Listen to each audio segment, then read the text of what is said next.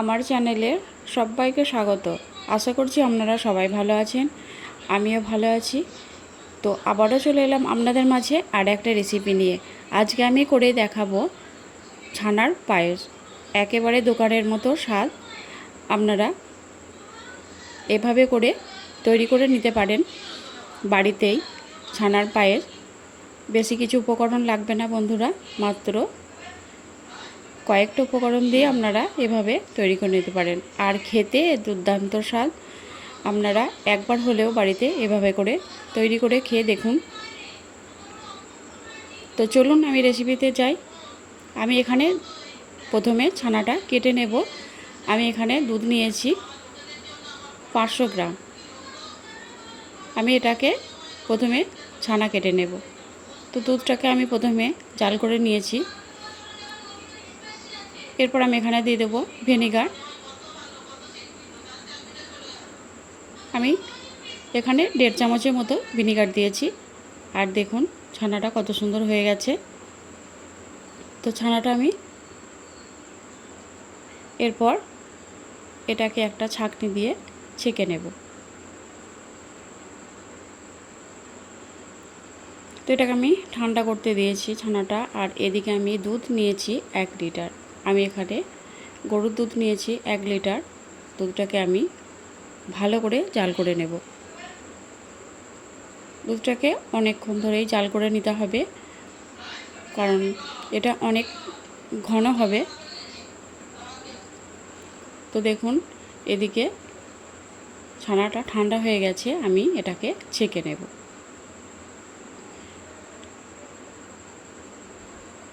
এটাকে আমি ছেঁকে নিয়েছি। এরপর পানিটাকে আমি ঝরতে দেব।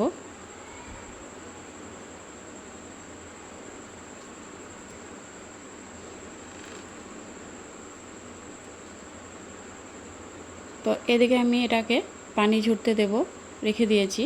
আর দুধটা আমি এদিকে জাল করে নিচ্ছি। দেখুন দুধটা অনেকটাই ঘন করে নিতে হবে, বারবার এভাবে নাড়তে হবে।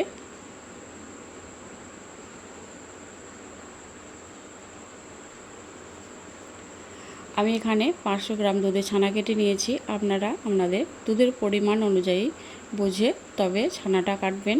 যদি বেশি দুধ নেন তাহলে আপনারা আরও যে ছানাটা কাটবেন সেই দুধের পরিমাণটা একটু বাড়িয়ে নেবেন। এরপরে এদিকে আমি নিয়েছি 4টে এলাচ আর কাজু বাদাম 1 মুঠো। আমি এগুলোকে একটু গুঁড়ো করে নেব।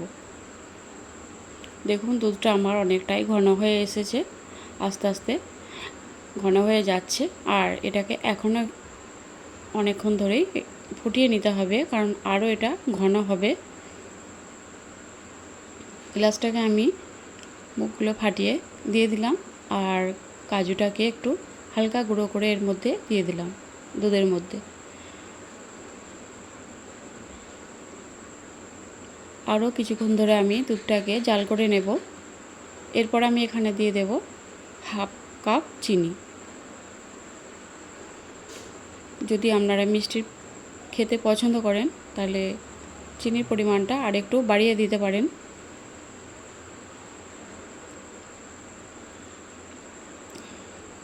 এটাকে আমি আরও কিছুক্ষণ জাল করে নেব।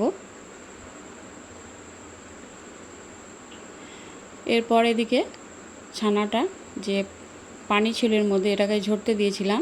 তো দেখুন খুব ভালোভাবে পানিটা ঝরে গেছে আর ছানাটা অনেকটা শুকিয়ে গেছে। এরপর আমি এটাকে হাত দিয়ে এভাবে ভেঙে নেব, এরকম ঝুরো ঝুরো করে নেব। এরকম দানা দানা হবে ছানাটা।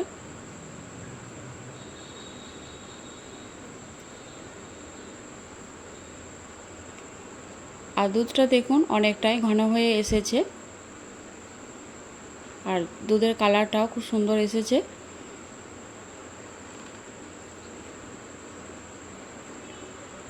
এরপর আমি এখানে দিয়ে দেব ছানাটা। ছানাটা আমি এর মধ্যে ঢেলে দিলাম। এরপর আমি এটাকে আস্তে আস্তে নাড়াচাড়া করে নেব। ছানাটা দিয়ে আমি বেশিক্ষণ ফোটাবো না, 3 থেকে 4 মিনিট এটাকে ফুটিয়ে নেব। দেখুন আস্তে আস্তে ঘন হয়ে যাচ্ছে এটা।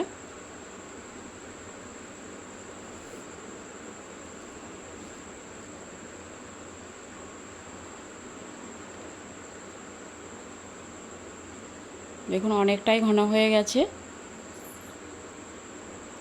আর এই কালারটা কত সুন্দর এসেছে দেখুন।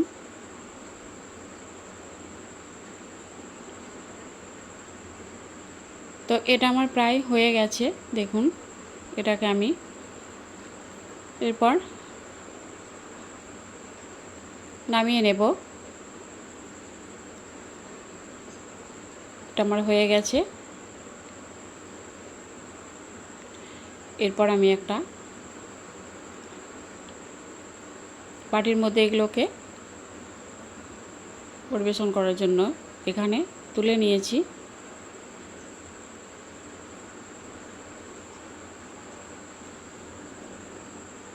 এটা মিষ্টির দোকানের থেকেও কিছু কম যায় না।